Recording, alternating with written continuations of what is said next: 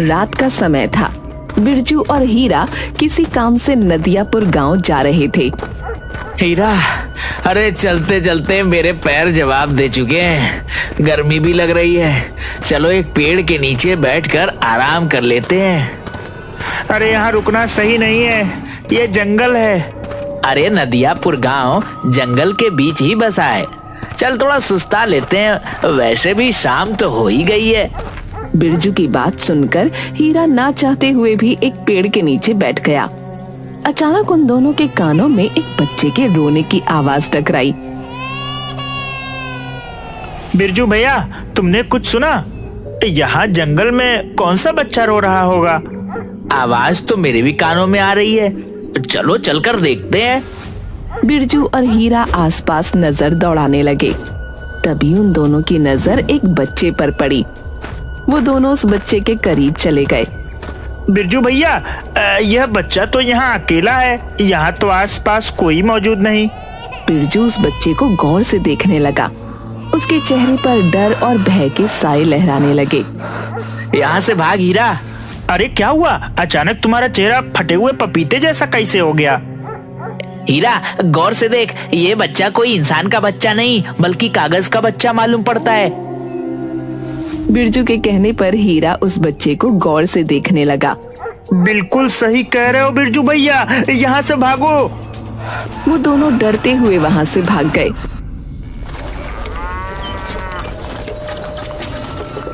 मगर उसी नदियापुर गांव में झुमरी नाम की एक सुंदर स्त्री अपनी 5 वर्षीय बेटी चमकी और पति के साथ रहती थी।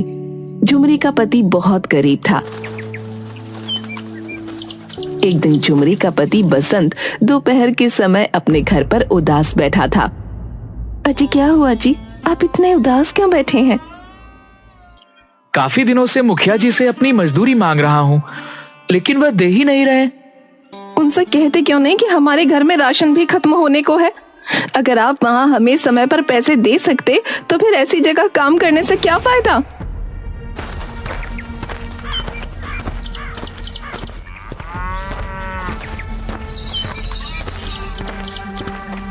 क्या बात है बसंत, तुम यहाँ कैसे? मुखिया जी, आपने मुझे 6 महीने से मेरी मजदूरी नहीं दी। मेरे घर पर राशन खत्म होने का है। मत भूलिए, मेरे घर पर मेरी पत्नी और मेरी बेटी मेरी जिम्मेदारी हैं। तो मैं क्या करूं? तूने क्या अपनी बच्ची क्या मुझसे पूछकर पैदा की थी क्या? मुखिया जी, मैं तो बस अपने पैसे मांग रहा हूँ, मुझसे बदतमीजी से बात मत कीजिए।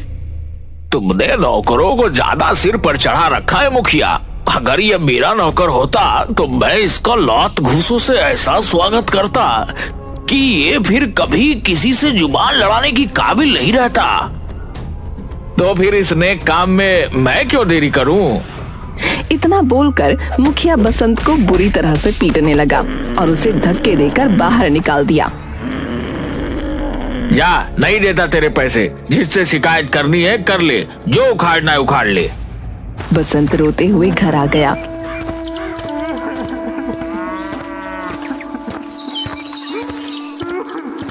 और सारी घटना अपनी पत्नी झुमरी को बताने लगा। चिंता क्यों करते हैं जी, ईश्वर पर भरोसा रखें, सब कुछ सही हो जाएगा। तुम समझ नहीं रही, घर का राशन खत्म होने को है। आज तो मेरे पास चमकी के दूध के भी पैसे नहीं बचे, मैं क्या करूं? चिंता मत कीजिए, मैं अपने पड़ोस में रहने वाली अनीता से कुछ पैसे उधार मांग लेती हूँ। आप बस ऐसे उदास मत बैठिए और हाँ, कभी भी हिम्मत मत हारिएगा। झुमरी की बात सुनकर बसंत मुस्कुरा दिया। कुछ देर बाद झुमरी पड़ोस में अपनी दोस्त अनीता के घर गई। आओ झुमरी, मैं तुम्हारा ही इंतजार कर रही थी। अगर तुम नहीं आती तो कुछ देर में वैसे ही मैं तुम्हारे घर आने वाली थी। मुझे तुमसे बहुत जरूरी बात करनी है। हाँ हाँ बोलो ना, क्या बात है? मुझे कहते हुए अच्छा तो नहीं लग रहा, लेकिन मुझे कुछ पैसों की जरूरत है। वो क्या है ना, आजकल मेरे पति को कहीं काम नहीं मिल रहा। बोल रहे थे बाजार में काफी मंदी चल रही है। ये बात तो सही है, सभी जगह बुरा हाल है झुमरी। इतना कहकर अनीता ने कुछ पैसे झुमरी के हाथ में पकड़ा दिए। मैं तुम्हारे ये पैसे बहुत जल्दी चुका दूंगी। अरे जब मर्जी आए तब चुका देना, लेकिन ऐसा कब तक चलेगा? मैं कुछ समझी नहीं। देख झुमरी, आजकल का जमाना बदल गया है। मुझे देख, मेरे पति भी काम करते हैं और मैं भी काम करती हूँ। क्यों ना तुम भी अपने पति का हाथ बटाना शुरू कर दो, कुछ पैसे घर आएंगे तो अच्छा ही होगा। तुम सही बोल रही हो अनीता, मन तो मेरा भी बहुत करता है, लेकिन मुझे कोई काम भी तो नहीं आता। तुम उसकी चिंता मत करो झुमरी, मैं कागज के बहुत अच्छे खिलौने बनाती हूँ। तुम चाहो तो मैं तुम्हें सिखा सकती हूँ। जिस तरह से बाजार में मैं ठेला लगाकर कागज के खिलौने बेचती हूँ, उसी तरह तुम भी बेचना, एक से भले दो। झुमरी को अनीता का ये उपाय पसंद आया। उस दिन के बाद झुमरी अनीता के साथ कागज के खिलौने बनाना सीखने लगी और कुछ ही दिनों में झुमरी कागज के खिलौने बनाने में निपुण हो गई।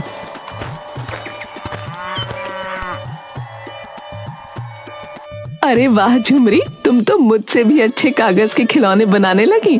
मुझे तो विश्वास ही नहीं हो रहा। नहीं अनीता, तुमसे अच्छे तो मैं कभी नहीं बना सकती, आखिर तुम मेरी गुरु ठहरी। ठीक है झुमरी, तुम पहले इम्तिहान में तो पास हो गई, बल्कि यूं कहो फर्स्ट डिवीजन से पास हुई हो, और तुम्हारी दूसरी और आखिरी परीक्षा और होनी है। अब मुझे कौन सी परीक्षा पास करनी है? कल तुम मेरे साथ बाजार में खिलौने बनाकर बेचोगी, देखते हैं किसके खिलौने ज्यादा बिकते हैं। अगले दिन झुमरी अनीता के साथ दूसरा ठेला लगाकर कागज के खिलौने बेचने के लिए खड़ी हो गई। कुछ ही देर में झुमरी के सारे खिलौने बिक गए। अरे वाह झुमरी, मेरे ठेले में तो कुछ थोड़े खिलौने बचे हैं, लेकिन तुम्हारे तो सारे खिलौने बिक गए। कहीं तुम्हें बुरा तो नहीं लगा? अरे इसमें बुरा लगने वाली क्या बात है, ईश्वर हर किसी को अपना अपना नसीब देता है। उस दिन के बाद अनीता और झुमरी रोज सुबह बाजार में कागज के खिलौने बेचने जाती। शाम तक झुमरी के सारे खिलौने बिक जाते। झुमरी के दिन अब बदलने लगे थे। एक दिन बसंत झुमरी से बोला, मैंने जरूर पिछले जन्म में कुछ अच्छे पुण्य किए होंगे झुमरी, जो मुझे इस जन्म में तुम्हारी जैसी पत्नी मिली। ऐसी बातें क्यों करती हैं जी? अगर पति पत्नी के हर दुख में पति उसका साथ देता है, तो क्या पत्नी उसके दुख में उसका साथ नहीं दे सकती? मैं तुम्हें यह बताने के लिए आया हूँ कि मुझे चौधरी के खेतों में काम मिल गया है। ये तो बहुत अच्छी बात है जी, अब हमारी कमाई दुगनी हो जाएगी। अब हम अपनी बिटिया रानी को अच्छे स्कूल में एडमिशन दिलवा सकेंगे। झुमरी की बात सुनकर बसंत मुस्कुराता हुआ वहां से चला गया। एक दिन की बात है, झुमरी और अनीता बाजार में ठेला लगाकर कागज के खिलौने बेच रही थीं कि तभी मुखिया कुछ लोगों के साथ वहां आ गया। कैसी हो झुमरी? देख रहा हूँ तुम्हारे खिलौने आजकल बहुत ज्यादा बिक रहे हैं, और तो और तुम्हारे वस्त्र भी बता रहे हैं कि तुम्हारी आमदनी अच्छी हो रही है। सब ईश्वर की कृपा है मुखिया जी। यहाँ कैसे? बात यह है झुमरी कि हमारा गांव दो नदियों के बीच में है। वर्षा प्रारंभ होने वाली है और मुझे सूचना मिली है कि इस बार हमारा गांव भयंकर बाढ़ की चपेट में आ सकता है। इस तरह से तो गांव वालों का जीवन यापन बर्बाद हो जाएगा। इसीलिए मैं चंदा इकट्ठा कर रहा हूँ। झुमरी, तुमसे भी मैं चंदा लेने आया हूँ। झुमरी ने उस दिन की सारी कमाई मुखिया के गुल्लक में डाल दी और साथ ही साथ उसकी दोस्त अनीता ने भी। झुमरी, मैं सारे गांव वालों से चंदा लेकर उनके लिए शहर से अच्छे कंबल और बहुत सी खाने पीने की वस्तुएं लेकर आऊंगा। मुझे तुम पर विश्वास नहीं है मुखिया जी। वैसे भी तुम मेरे पति की 6 महीने की तनख्वाह रोके बैठे हो। देखते हैं गांव वालों की कितनी मदद करते हो। अरे तुम अभी तक अपने पति की मार को दिल पे लगाए बैठी हो, मगर वह मुझे आकर बदतमीजी से बात कर रहा था। इतना कहकर मुखिया वहां से चला गया। दिन ऐसे ही बीतने लगे, मगर झुमरी ने देखा कि मुखिया शहर से कुछ भी लेकर नहीं आया। एक दिन की बात है, मुखिया अपने मुनीम प्रेमचंद से बातें कर रहा था। झुमरी अपने पति बसंत के साथ काम से जा रही थी। मुखिया को देखकर झुमरी मुखिया से बोली, मुखिया जी, 1 महीने पहले आप सारे गांव वालों से चंदा लेकर गए थे, ये बोलकर कि हमारा गांव भयंकर बाढ़ की चपेट में आने वाला है, वर्ष प्रारंभ होने वाला है, मगर मुझे तो अभी तक कोई इंतजाम नहीं दिखता। झुमरी की बात सुनकर मुखिया बुरी तरह से तिलमिला कर रह गया। तुम तो ऐसे बोल रही हो जैसे कि तुमने 10-20 लाख रुपया चंदे में दिया हो। अरे 100-50 चंदे में डालकर अपने आप को क्या समझ रही हो? मुखिया जी, आपको इस तरह से मेरी पत्नी का अपमान करने का कोई अधिकार नहीं। मुंह बंद रख बसंत, पिछली बार की माल भूल गया क्या? गांव में तेरी पत्नी के अलावा न जाने कितने लोगों ने मुझे चंदा दिया है। उन्होंने तो मुझसे कोई सवाल नहीं पूछा। यहाँ से चला जा वरना तेरा फिर से मार मार कर बुरा हाल कर दूंगा। बसंत अपनी पत्नी के साथ वहाँ से चला गया। देख रहे हो मुखिया जी, इस बसंत की पत्नी के कागज के खिलौने बाजार में क्या बिकने लगे। यह तो अपने आप को आपसे भी बड़ा समझने लगा। सही कहा तुमने। जब तक मैं इन दोनों पति पत्नी को गांव से धक्के देकर बाहर नहीं निकलवा देता, मैं चैन की नींद नहीं सो सकता। वैसे क्या वास्तव में अपने गांव में बाढ़ आने वाली है? अरे कोई बाढ़ नहीं आने वाली है। ये न्यूज वाले तो वैसे भी हर साल यही खबर चला देते हैं कि बाढ़ आने वाली है, गांव डूबने वाला है। और मैं इसी खबर का फायदा उठाकर गांव से अच्छा खासा चंदा वसूल लेता हूँ। हर साल की तरह इस बार भी कुछ नहीं होगा। उस दिन के बाद मुखिया ने झुमरी और उसके पति बसंत के खिलाफ गांव में कान भरने शुरू कर दिए। गांव वाले मुखिया की बातों में आकर झुमरी और बसंत को अपना दुश्मन समझने लगे। झुमरी से उन सब ने झुमरी के कागज के खिलौने खरीदने बंद कर दिए। थक हार कर बसंत और झुमरी अपने घर पर ताला लगाकर दूसरे गांव की ओर चल दिए। झुमरी एक जंगल में बैठकर आंसू बहाती हुई बोली, ये सब मेरे सच बोलने का नतीजा है। दिल छोटा मत करो झुमरी, तुमने तो सच बोला है और सच बोलने वालों की कभी हार नहीं होती। वो सब तो ठीक है जी, लेकिन अब क्या होगा? हमारे पास बिल्कुल भी पैसे नहीं है और बोतल में सिर्फ चमकी का आधा गिलास दूध बचा है। झुमरी ने इतना कहा ही था कि तभी एक दूसरे बच्चे के रोने की आवाज झुमरी के कानों में टकराई। झुमरी ने देखा कि एक पेड़ के नीचे सुंदर सा बच्चा रो रहा है। ये किसका बच्चा है? पता नहीं झुमरी ये किसका बच्चा है, लेकिन मुझे तो यह बहुत भूखा लगता है। मेरे पास भी आधा बोतल दूध है, अगर मैं इसे पिला दूंगी तो हमारी चमकी भूखी रह जाएगी। चिंता मत करो झुमरी, यह बच्चा कई दिनों का भूखा मालूम पड़ता है, पहले इसे दूध पिला दो। झुमरी उस बच्चे को दूध पिलाने लगी। उस बच्चे ने दूध पिया ही था कि तभी अचानक रंग बिरंगी किरणों के साथ उस बच्चे का आकार बड़ा हो गया और वो एक सुंदर नवयुवक में परिवर्तित हो गया। कौन हो तुम? मैं एक जादुई कागजी पुरुष हूँ। मुझे तुम्हारे बारे में सब पता है। तुम्हारे पास सिर्फ आधी दूध की बोतल थी और तुमने अपने बच्चों को ना पिलाकर वह मुझे पिला दी। मैं तुम्हें वरदान देता हूँ कि तुम अब से जो भी कागज के खिलौने बनाओगी उनमें जादुई शक्तियां आ जाएंगी। और मैं तुम्हें एक राज की बात बताने वाला हूँ। तुम्हारा गांव भयंकर बाढ़ की चपेट में आने वाला है।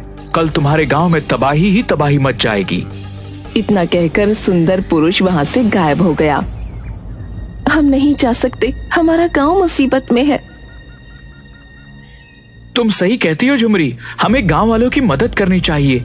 और वैसे भी उस मुखिया ने हमारे खिलाफ गांव वालों के कान भरे हैं, वरना गांव वाले बुरे नहीं हैं। झुमरी और बसंत दोबारा अपने गांव वापस आ गए। झुमरी ने कल की तैयारी करनी शुरू कर दी। उसने एक बहुत सुंदर कागज की नाव बनाई। उसने उस नाव में अलग अलग तरह के बहुत सुंदर सुंदर घर बनाए। देखते ही देखते उसकी कागज की सुंदर बड़ी नाव बहुत बड़ी हो गई और एक विशाल नाव में परिवर्तित हो गई। झुमरी अपने परिवार को लेकर उस नाव में चली गई। अरे झुमरी, यह तो लग ही नहीं रही कि ये कागज की है। इसकी दीवारें तो पत्थर से भी मजबूत मालूम पड़ रही हैं। उसने सही कहा था, इसके अंदर अद्भुत जादुई शक्तियां आ गई हैं। अगले दिन भयंकर बारिश शुरू हो गई। देखते ही देखते पूरे गांव को बारिश की बाढ़ ने अपनी चपेट में ले लिया। गांव वालों में हाहाकार मच गया और झुमरी नाव बाढ़ में तैराने लगी। झुमरी ने देखा कि उसकी दोस्त अनीता पानी में डूब रही थी। झुमरी ने तुरंत नाव को वहां जाने का आदेश दिया। अनीता, कागज की नाव के ऊपर आ जाओ। ये कैसा चमत्कार है? वो सब बातें बाद में करेंगे, पहले अपने परिवार को लेकर ऊपर आ जाओ। तुम्हारा परिवार सुरक्षित रहेगा। अनीता अपने परिवार को लेकर नाव पर चढ़ गई। उसने गांव के सभी लोगों को झुमरी की नाव के ऊपर ले लिया, सिवाय मुखिया के घर को छोड़कर। मुखिया दौड़ता हुआ आकर बोला, मुझे भी नाव में ले लो झुमरी, मुझे माफ कर दो, मुझसे बहुत बड़ी गलती हो गई। मेरा दिल तुम्हारी तरह नहीं है मुखिया जी, आओ अपने परिवार को लेकर नाव के ऊपर आ जाओ। मुखिया अपने परिवार को लेकर नाव पर चढ़ गया और झुमरी की ओर देखकर बोला, मुझे माफ कर दो, मैंने तुम्हारे साथ कितना बुरा सुलूक किया और उसके बाद भी तुमने मेरी कितनी मदद की। मुखिया जी, हमें हमेशा दूसरों की मदद करनी चाहिए, पता नहीं कौन कब किसके काम आ जाए। तभी अनीता झुमरी से बोली, झुमरी, बाढ़ बहुत ज्यादा भयंकर है, हमारे गांव के अलावा और भी गांव बाढ़ की चपेट में आ गए होंगे, हमें उन सबकी मदद करनी चाहिए। झुमरी को अनीता की बात पसंद आ गई। झुमरी अपनी जादुई नाव को लेकर दूसरे गांव में गई और वो सबकी मदद करने लगी। कुछ दिनों बाद बाढ़ का पानी जब उतर गया, तब झुमरी ने अपनी कागज की नाव में कागज के भोजन बनाना प्रारंभ कर दिए। झुमरी जैसे ही कागज के भोजन बनाती, वो असली भोजन बन जाते।